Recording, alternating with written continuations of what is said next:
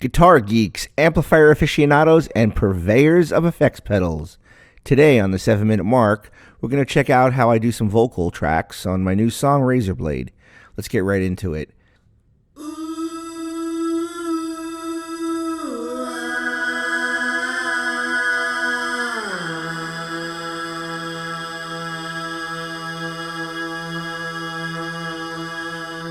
Now, the important thing to remember is when you're doing vocals like this, a single voice, it's not going to sound special in this type of context. You need to layer them, you need to stack them, and panning like you see here, for example, left and right, gives it some stereo width. So if we want to go ahead and check out, for example, what I did over here, we can go ahead and solo these tracks along as well. And you can kind of hear the same type of process that I do. You spend your moments suspending time, back and forth on a razor blade. Subtle times in a storm we call life. Few and far between they comfort us. What's cool about listening to these tracks, isolated, is you can hear the effects, especially the black hole reverb, which is one of my favorite reverb plugins to use. When you've got the song around it, the reverb's kind of, it's eaten up a little bit, and it's not so pronounced. But when you're just hearing it by itself, it's really accentuated, which is kind of a good way to go ahead and preview, what you're going to be using, because it kind of blends in with everything else. We have over here the main vocal track, and let me just show you guys what I did here. This I kept pretty straightforward. I didn't want to do too many different tracks with it because it was a single voice, and I put on the following plugins: a compressor, a Pultec EQ, my black hole reverb, and I used a de-esser on it, which helped takes out some of the plosives. Let's hear what that sounds like. You've got to find the feelings that you left behind. It's like baggage that you ditched on the side of the road.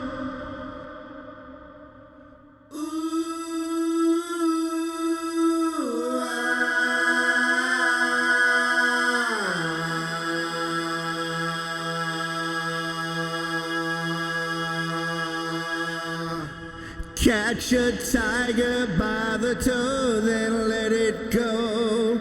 When you're dancing with the devil, you gotta pay. Painting by numbers doesn't seem to cut it anymore.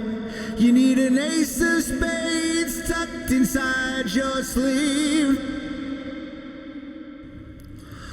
You spend your moments suspending time, back and forth on a razor blade. Subtle times in a storm we call life. Few and far between they comfort us. Okay, so that was a good run right through the first half of the vocals for the song.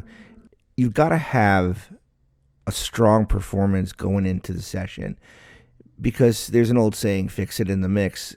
I don't use auto-tune. I don't do anything like that. I'm a firm believer that when you're recording, you want to get the best performance you can up front, because it's gonna sound dynamite in the mix. It's gonna sound better. If you've got a good performance, you're gonna have a good mix. If you've got a shitty performance, believe me, you're going to have a shitty mix. Some of the things I'm trying to go over here is the fact that I'm talking to people that are new at recording. I know it's always easily a rush to get things that you want to have out so you can show people what you've got, but you really do need to step back and take your time with the result. I'm a big fan of the 1176 compressor. This thing is dynamite on anything you throw it on. I love to use it on vocals. It really just helps, especially the limiting amplifier, which is how I'm using it on this one. It helps control your peaks, your transients. It makes the vocal sound a little bit level, because when you're singing and you're projecting, sometimes you're gonna mic placement, how far you are, how close you are, is going to make a difference. And this really helps kind of balance everything out and give it a warm sound. Also, I love the black hole here. This is by Eventide. This is one of those killer plugins that I use on just about everything.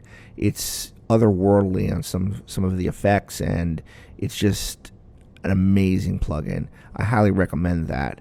Some of the other things I like to use here, I'm using the Cambridge EQ on the guitars here, because the way I had the amp set and the way they were coming through on this particular song, it was, I kind of created a little bit of a low-end shelf here to kind of, kill some of the hertz that are like 100 and below, so it didn't sound as boomy. And that's an important technique to do when you're trying to mix with a bass guitar, because you wanna have everything have its space, its frequency.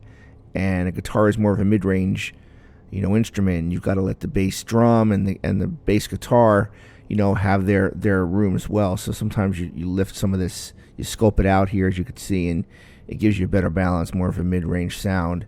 Up here, just quickly, again on the lead vocal, I use the 1176. I've got the Pultec EQ on here. This is a killer, emulation by Universal Audio of one of the most used and amazing, tube EQs that's ever been made. These things are dynamite. If a studio has them, they're really expensive now to have. But when you have the plugins, you have them at your fingertips, and the emulations are spot on. They really are fantastic. Using the black hole here, I've got the de-esser, as I mentioned a little earlier, to kind of, give me an even band to reduce about 5 decibels, in the 6 hertz range. Take out all that excessive noise in a voice that you sometimes get. So we've hit the 7-minute mark. I want to thank everybody for spending some time with me. Hit subscribe, and we're going to have some more very soon. Okay, so peace.